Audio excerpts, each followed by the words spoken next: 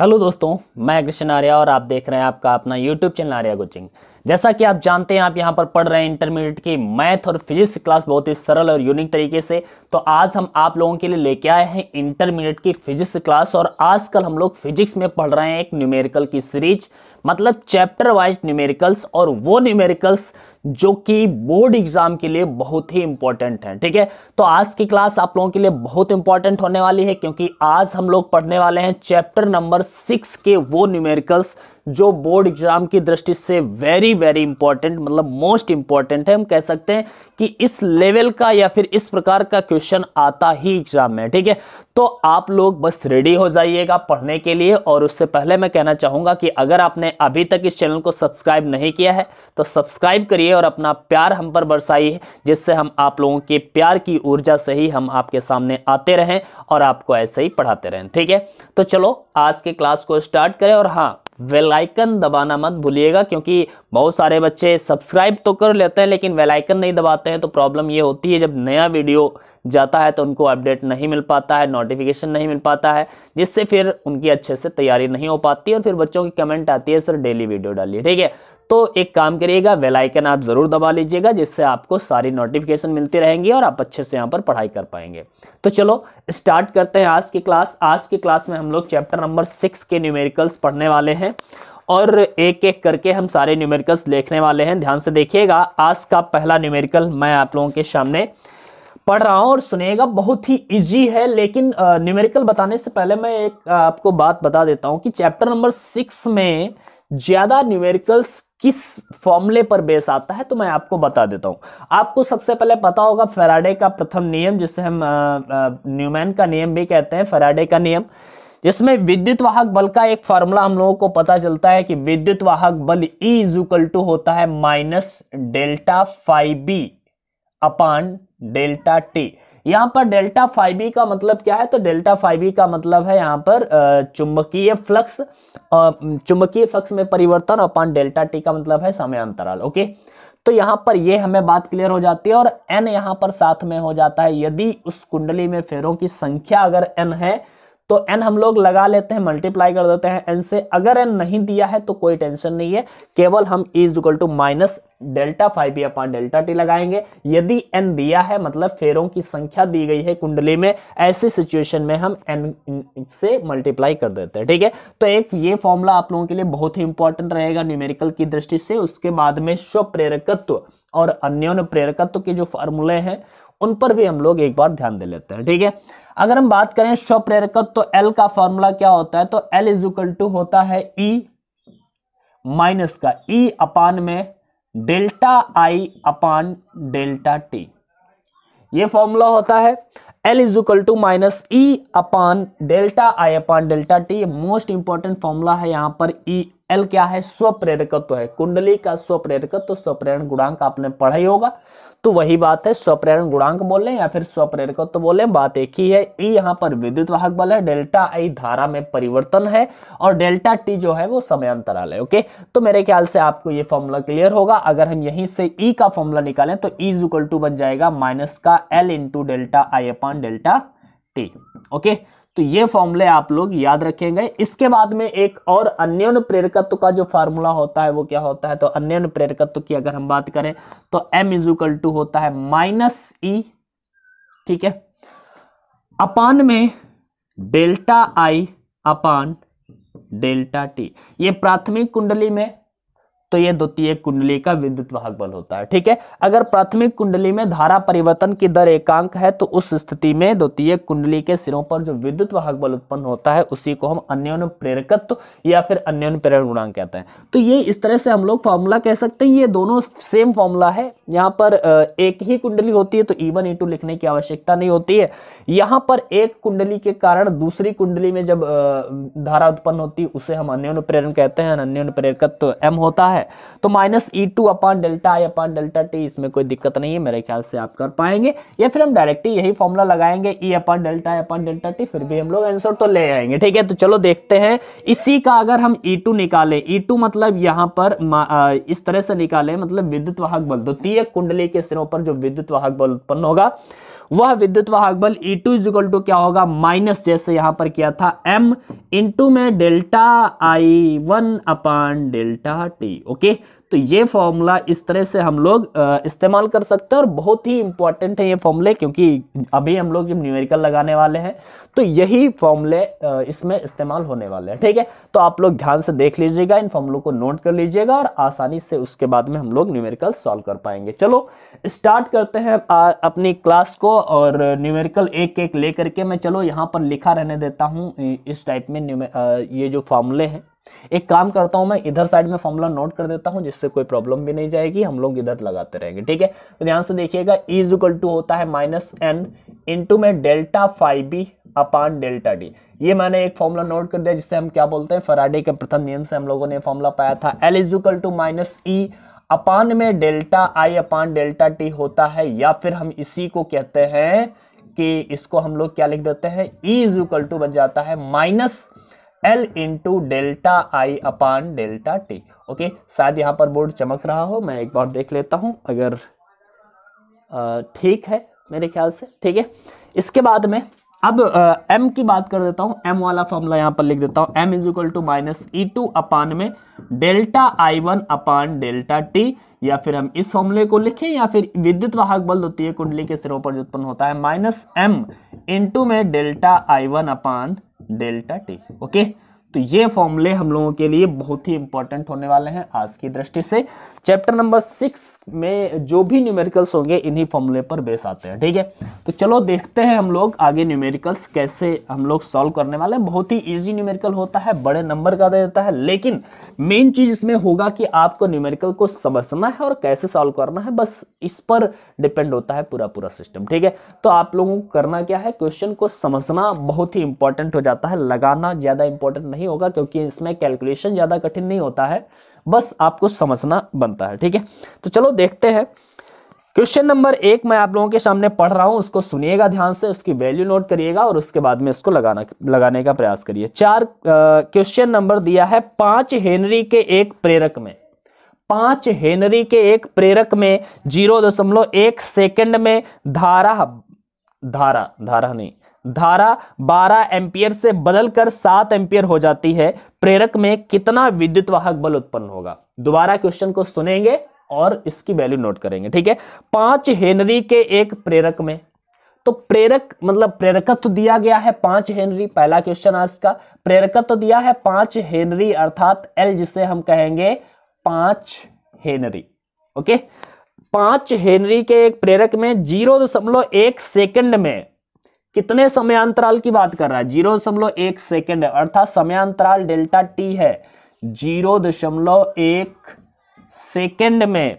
ठीक है, धारा 12 एम्पियर से बदलकर 7 एम्पियर हो जाती है। धारा में परिवर्तन हुआ है, 12 से 7 हो गई है, अर्थात परिवर्तन कितना का हुआ? 12 थी 7 हो गई, 5 का परिवर्तन हो गया। ठीक है, तो हम यहां पर परिवर्तन निकालेंगे, धारा में परिवर्तन, जिसे हम डेल्टा आई लिखते हैं। हमें आई नहीं चाहिए, ना I1 चाहिए ना I2 चाहिए, हमें तो डेल्टा आई चाहिए।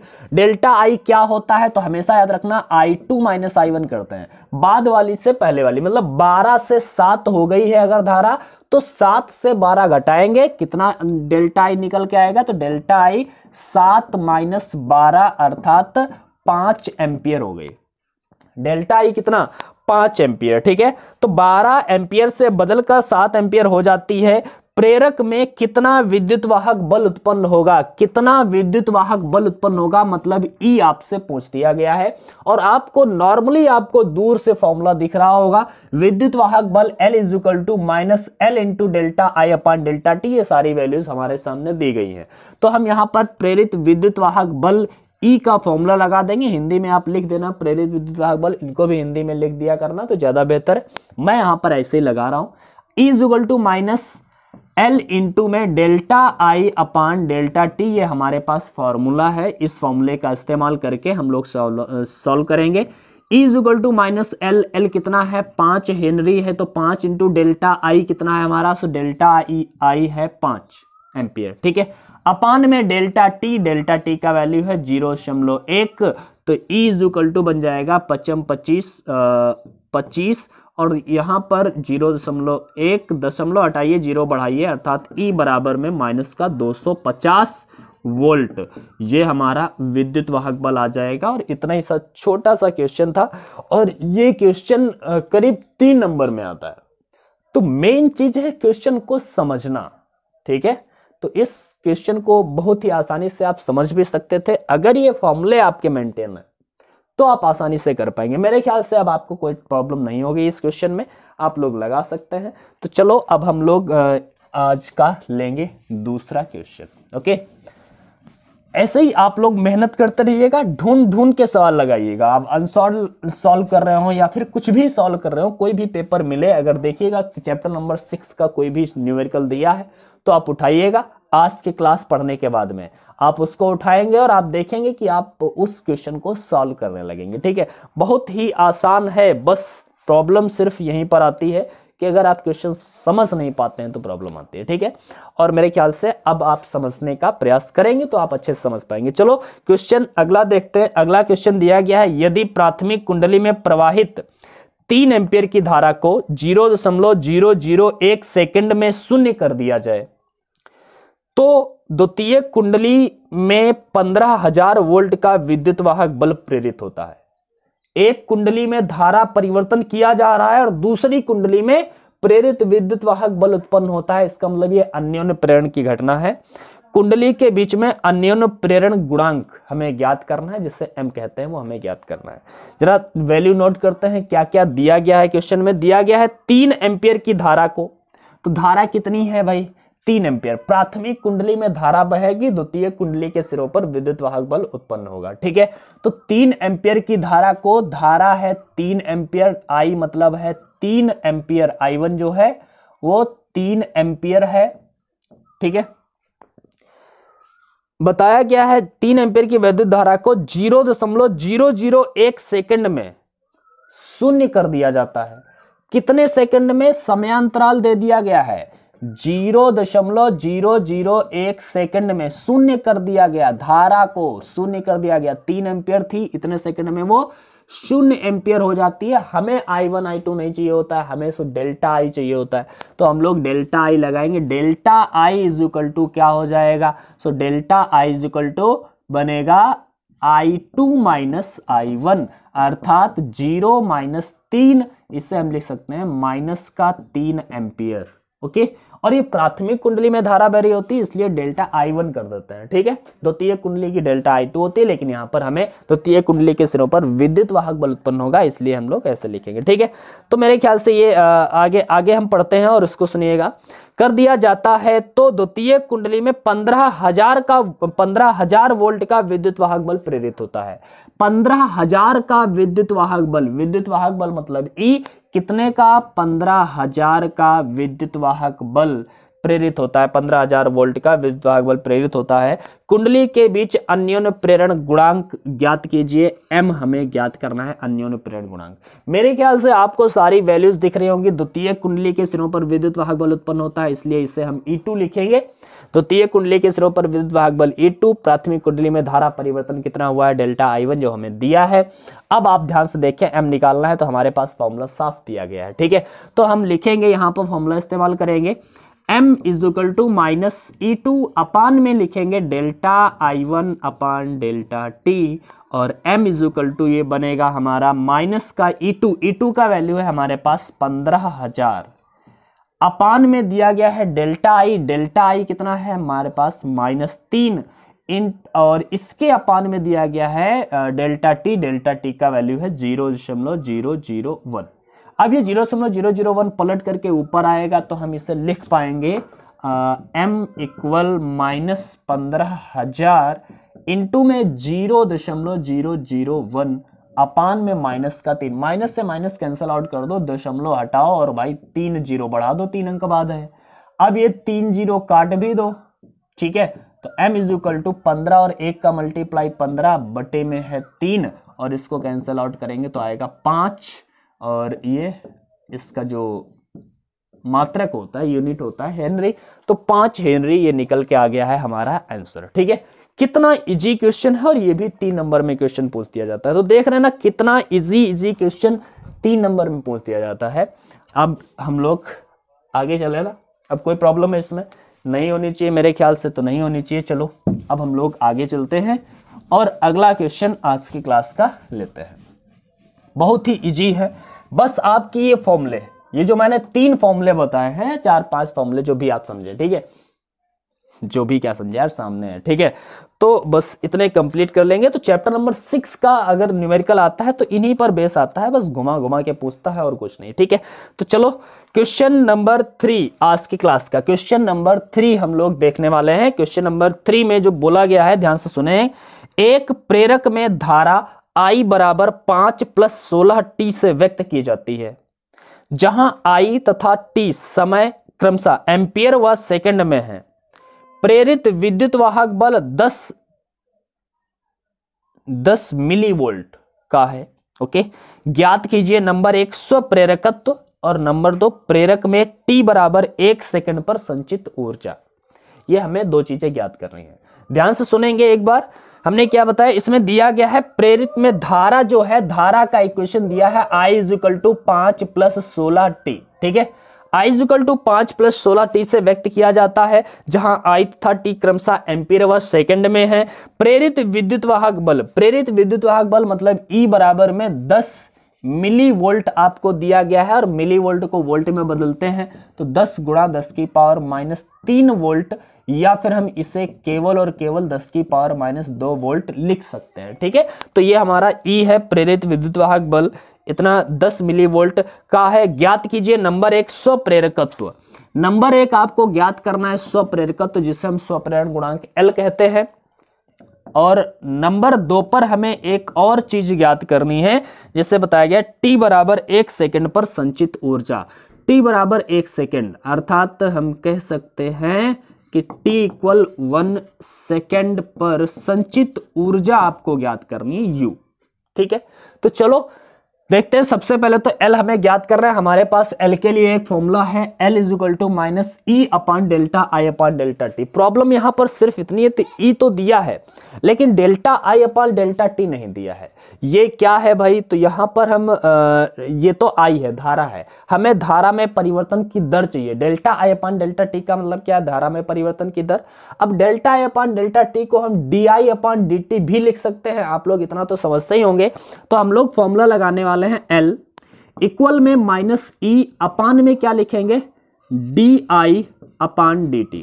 अच्छा, मैथ वाले बच्चे तो समझ रहे होंगे, और अगर आप मान लो बायो पढ़ रहे हैं फिर भी आप यहां पर समझेंगे। DI/dt का मतलब है I का t के सापेक्ष अवकलन। जैसे अगर हम बात करें dx/dt, तो dx/dt का मतलब होता है कि यहां पर x का t के सापेक्ष अवकलन। अगर हम dy/dt बोलते हैं तो dy/dx अगर बोले तो y का x के सापेक्ष अवकलन, ऐसा होता है ना। तो यहां पर dy/dt का मतलब है I का t के सापेक्ष अवकलन। तो हम यहां पर इस तरह से इसको सॉल्व करेंगे।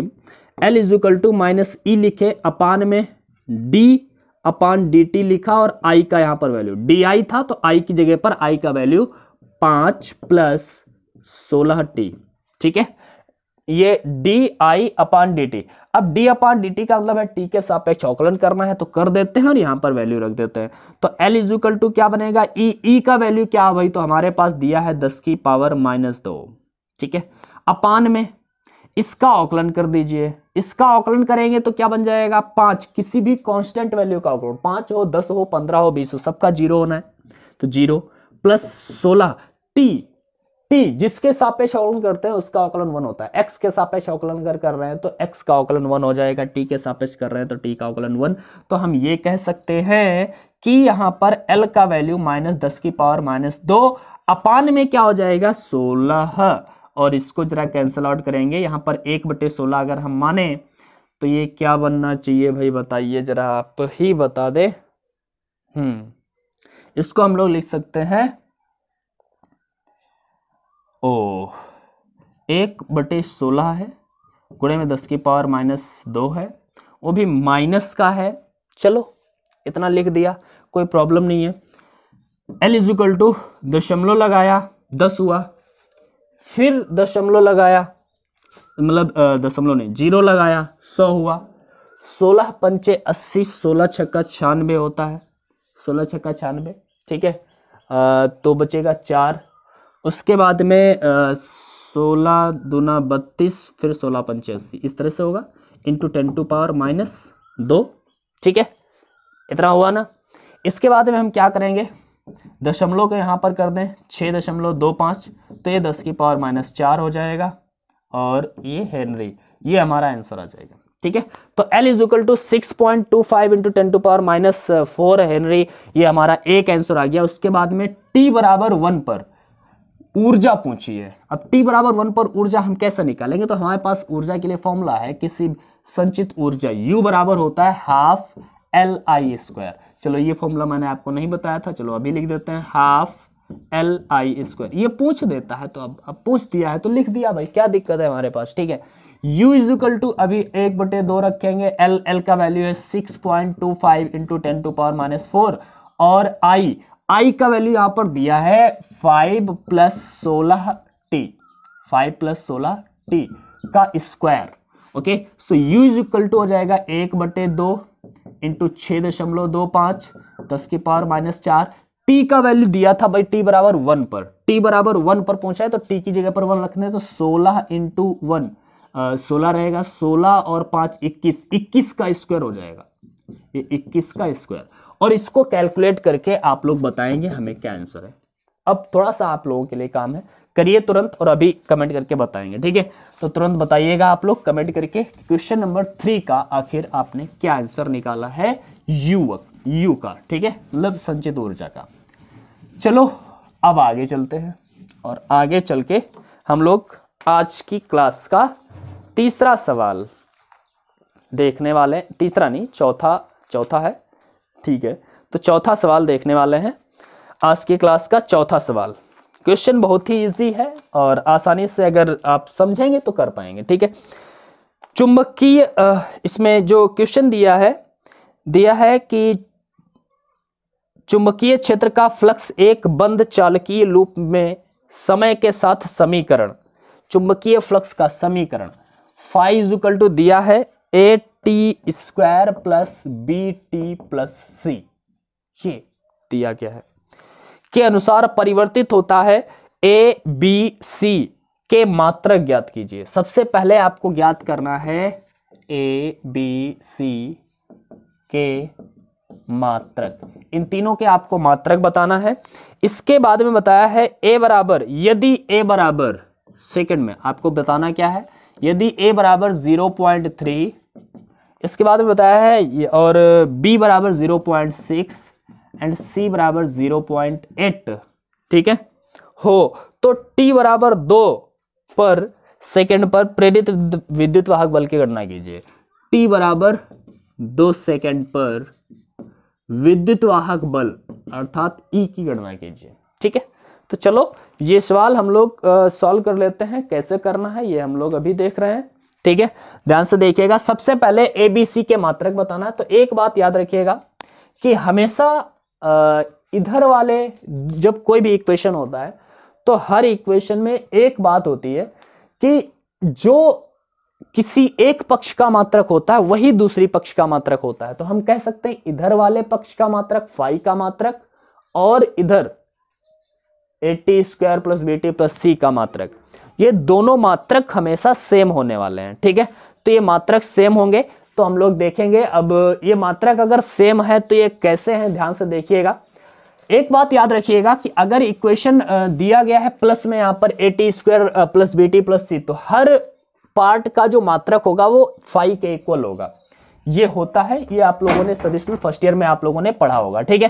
तो चलो देखते हैं, यहां पर फाई इक्वल अगर हम AT² ले लें, मतलब जो फाई का मात्रक होगा वही AT² का मात्रक हो, तो यहां पर हम लोग लिख देते हैं फाई का मात्रक बराबर AT² का मात्रक, और हमें तो A का मात्रक चाहिए, तो A का मात्रक क्या हो जाएगा, A का मात्रक बराबर में फाई अपान T² का मात्रक। अब A का मात्रक क्या हो जाएगा भाई, तो A का मात्रक जो हो जाएगा हमारा फाई का होता है वेबर, और प्रति यहां पर टी है समय, तो सेकेंड स्क्वायर, तो वेबर प्रति सेकेंड स्क्वायर ये ए का मात्रक हो गया। इसी प्रकार अगर हम बी के मात्रक की बात करें, बी का मात्रक, ओके, सो बी का मात्रक क्या होगा, तो बी का मात्रक क्या होगा, तो बी का मात्रक होगा फाई अपान टी का मात्रक, फाई अपान टी का मात्रक। और अब बताइएगा बी का मात्रक क्या होगा, तो बी का मात्रक होगा वेबर प्रति सेकेंड, ठीक है, तो ये आ गया बी का मात्रक। इसके बाद सी का मात्रक क्या होगा, तो सी का मात्रक तो फाई का ही मात्रक होगा, फाई का मात्रक, ठीक है, तो यहां पर सी का मात्रक क्या हो जाएगा, फाई का मात्रक होता है वेबर, तो सी का मात्रक भी रहेगा वेबर। तो मेरे ख्याल से ये तो बात समझ में आई होगी। इसके बाद में आगे की बात करना है, विद्युत वाहक बल ई निकालना है। अच्छा, विद्युत वाहक बल अगर ई निकालना है तो ई इज इक्वल टू, हमारे पास देखो एल वगैरह वाला या एम वगैरह वाला कोई वैल्यू दिया नहीं है, तो हम इन वैल्यूज से तो ई नहीं निकाल सकते। हमारे पास एक फॉर्मूला है E is equal to minus N into D phi upon D T, या फिर delta phi B upon delta T. So delta को हम डी लिख लेते हैं, आप लोग पता ही है। एन जब इस्तेमाल करना होता है, मतलब एन जब दिया होता है तो लगाते हैं, एन अगर नहीं दिया है तो नहीं लगाते हैं। तो हम लोग वो फॉर्मूला लेकर के चलेंगे, E equal minus D five upon D T. यहां पर देखो फाइव दिया है तो फाइव लिख लो, फाइव ही नहीं दिया है तो क्या दिक्कत है हमें, ठीक है। Minus D five upon D T, D five upon D T का मतलब इक्वेशन देख करके आप कह सकते हैं कि ये अवकलन कह रहा है कि फाइव का टी के सापेक्ष अवकलन, तो यहाँ पर फाइव का पहले वैल्यू रख देते हैं, माइनस डी अपान डी टी ऐसे रखें, फाइव का वैल्यू यहाँ पर रखते हैं, फाइव का वैल्यू है A T square plus B T plus C, okay. चलो किसके सापेक्ष अवकलन करना है, तो टी के सापेक्ष अवकलन करना है, तो कर दीजिए भाई। तो ई इज इक्वल टू हो जाएगा माइनस का ए ऐसे रहेगा, टी स्क्वायर का 2t हो जाएगा अवकलन, आपको जान पता ही होगा, और प्लस बी टी का अवकलन 1 हो जाएगा, और जो सी है कोई कांस्टेंट वैल्यू होता है उसका अवकलन 0 हो जाता है। चलो इन सबके वैल्यू रख देते हैं और हमारा आंसर आ जाएगा ई का वैल्यू, ठीक है। E is equal to minus A का वैल्यू क्या है, तो मेरे पास ए का वैल्यू दिया है 0.2 इंटू में 2 टी का वैल्यू है 2 सेकेंड, तो 2 सेकेंड प्लस बी का वैल्यू 0.6, तो 0.6, और 0 तो मतलब ही नहीं है, तो E इज इक्वल टू 2 2 जा 4 4 2 जा 8। क्या बता रहे यार, कुछ गड़बड़ किया है ना शायद, हाँ। ए का जो वैल्यू है 0.3 है, तो ए का वैल्यू 0.3 लिखते हैं, ठीक है। 2 2 जा 4 4 3 जा 12, सो 1.2 हो जाएगा, 1.2। अच्छा ये बात याद रखिएगा, ये माइनस केवल इसमें नहीं है, पूरे में है, ठीक है, ये माइनस बाहर है, और प्लस 0.6 ऐड करिएगा तो माइनस का बन जाएगा, 1.2 में 0.6 ऐड होगा तो 1.8 हो जाएगा वोल्ट, ठीक है। तो ये हमारा आंसर आ गया, विद्युत वाहक बल। कितना इजी क्वेश्चन है, और क्वेश्चन 4 नंबर में दे देते, मतलब 3 नंबर या 5 नंबर में, तो ये क्वेश्चन 5 नंबर में है आपका दिया गया है, ठीक है। तो कितना इजी क्वेश्चन था, और 5 नंबर आपको मिलने वाले हैं।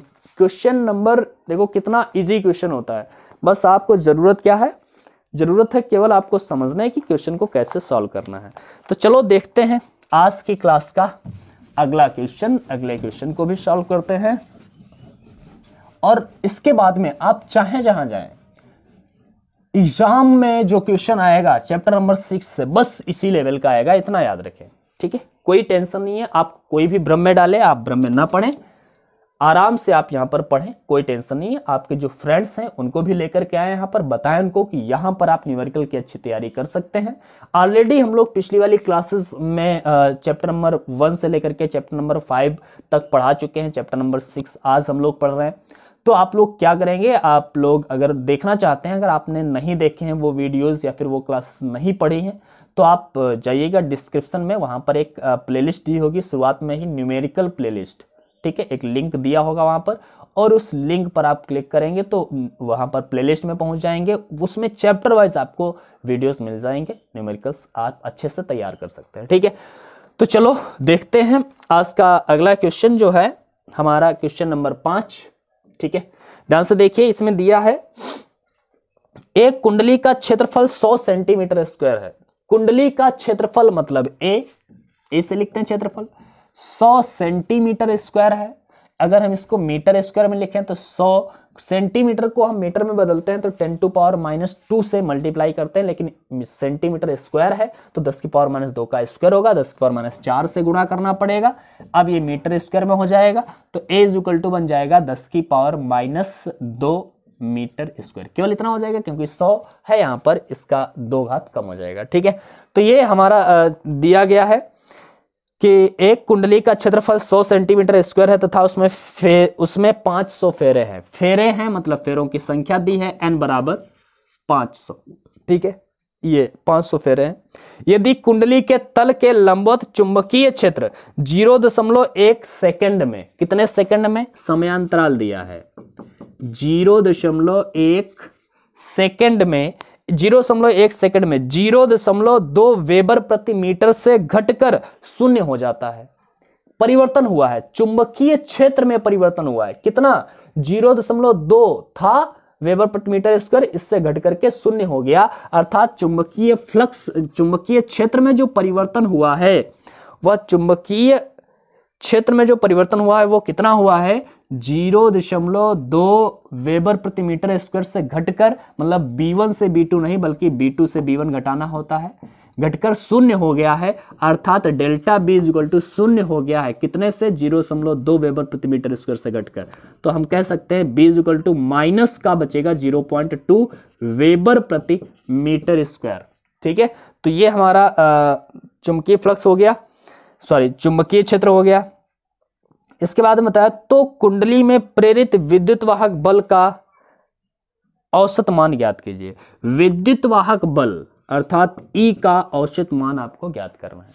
यहां पर ना तो प्रेरकत्व की बात की गई है, ना ही यहां पर अन्योन्य प्रेरकत्व, ना ही स्वप्रेरकत्व, इनमें से किसी भी बात नहीं की गई है। तो ऐसे सिचुएशन में आप क्या करेंगे, फॉर्मूला कौन सा अप्लाई करेंगे विद्युत वाहक बल के लिए, तो हमारे पास फॉर्मूला है ये। ठीक है, वही फॉर्मूला हम लोग लगाते हैं। E = होता है माइनस का n इंटू में delta phi B upon delta T. Problem ये है n है हमारे पास, कोई दिक्कत नहीं है, डेल्टा फाई बी नहीं है, डेल्टा टी है हमारे पास, कोई दिक्कत नहीं है। तो चलो अब सबसे पहले हमें डेल्टा फाई बी देखना होगा। तो फाई का इक्वेशन हम लोगों ने कभी पढ़ा था, फाई बी = होता है vector b into vector a। ये आपने फॉर्मूला पढ़ा होगा, यही फॉर्मूला हमें लगाना है।